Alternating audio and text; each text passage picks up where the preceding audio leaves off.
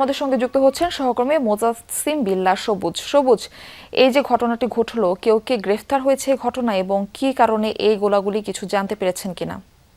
Murphy Rahman, আমি এখন রয়েছি যে এলাকায় এই গোলাগুলির ঘটনাটি ঘটেছে, অর্থাৎ বেগমগঞ্জ এলাকায়। আমি সকাল থেকে ঘটনাস্থলে আমি গিয়েছি, বিভিন্ন মানুষের সাথে কথা বলেছি এবং আসলে যে ঘটনাটি ঘটেছে গতকাল রাতে, এটি আসলে একটি সীমান্তবর্তী এলাকা, লক্ষ্মীপুর এবং নোয়াখালীর যে বর্ডার এলাকা বলা হয়, সেটি আলাইয়াপুর ইউনিয়নে এবং একটি নির্জন স্থানে একটি পুকুর পাড়ে আসলে যখন একটি গায়ে হলুদের অনুষ্ঠানে যাচ্ছিল, যে ওই অনুষ্ঠানের যে ক্যামেরাম্যান সহ বিভিন্ন লোকজন, অর্থাৎ সেখানে 3টি মোটরসাইকেল এবং 2টি অটোরিকশা যোগে সেই গায়ে হলুদ অনুষ্ঠানে যাচ্ছিলেন তারা, যারা গুলিবিদ্ধ হয়েছেন। এবং পিছন দিক থেকে মোটরসাইকেলে করে এসে দুর্বৃত্তরা তারা গুলি ছোড়ে এবং যারা আহত হয়েছেন প্রত্যেকের আসলে পিছে গুলি লেগেছে, মাথায় গুলি লেগেছে, ঘাড়ে গুলি লেগেছে এবং এর পরপরই আসলে তার উদ্ধার করে স্থানীয় যে মানুষজন রয়েছে তারা নোয়াখালী জেনারেল হসপিটাল রয়েছে সেখানে পাঠানো হয়। একজনের অবস্থা আশঙ্কাজনক, অর্থাৎ বেশি গুলি লেগেছে, যা তাকে ঢাকায় পাঠানো হয়েছে। অন্য যারা রয়েছে, আমি কিছুক্ষণ আগে সেখানকার যে আবাসিক মেডিকেল অফিসার রয়েছে তার সাথে কথা বলেছি, তারা বলছেন যে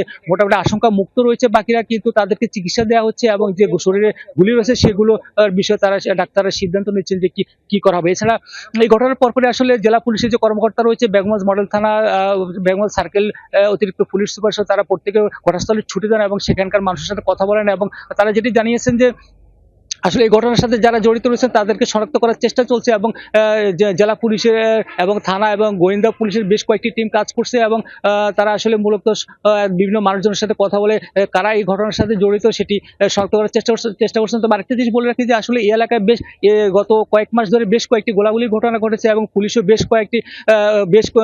কয়েকবার যে অস্ত্র উদ্ধার করেছে এবং একসাথে 3টি অস্ত্র পর্যন্ত উদ্ধার করা হয়েছে কিছুদিন আগে বাংলাবাজার এলাকা থেকে। কিন্তু আসলে যে গোলাগুলির ঘটনা, এটি আসলে বলা যায় যে নিয়মিত বিরতিতে কিছুদিন পর পরে আসলে ঘটনা ঘটছে। তবে আসলে জেলা পুলিশের পক্ষ থেকে তারা বলছেন যে তারা এখন বিশেষ অভিযান দেওয়ার চিন্তা ভাবনা করছেন ওই এলাকার সীমান্তবর্তী যে কয়েকটি ইউনিয়ন রয়েছে সেখানে। এবং এখন পর্যন্ত আপনি যেটি বলছেন যে মামলা এখন পর্যন্ত আসলে হয়নি, যারা আহত হয়েছেন তারা চিকিৎসা নিচ্ছেন। আর পুলিশের পক্ষ থেকে বলা হয়েছে এখন পর্যন্ত কেউ অভিযোগ নিয়ে আসেনি, তবে আসলে তারা আইনগত ব্যবস্থা নেবেন এবং মূলত তাদের মূল নজরদারিটা রয়েছে যে আসলে কারা এই ঘটনার সাথে জড়িত তাদেরকে চিহ্নিত করার কাজে আসলে পুলিশ এখন ব্যস্ত রয়েছে।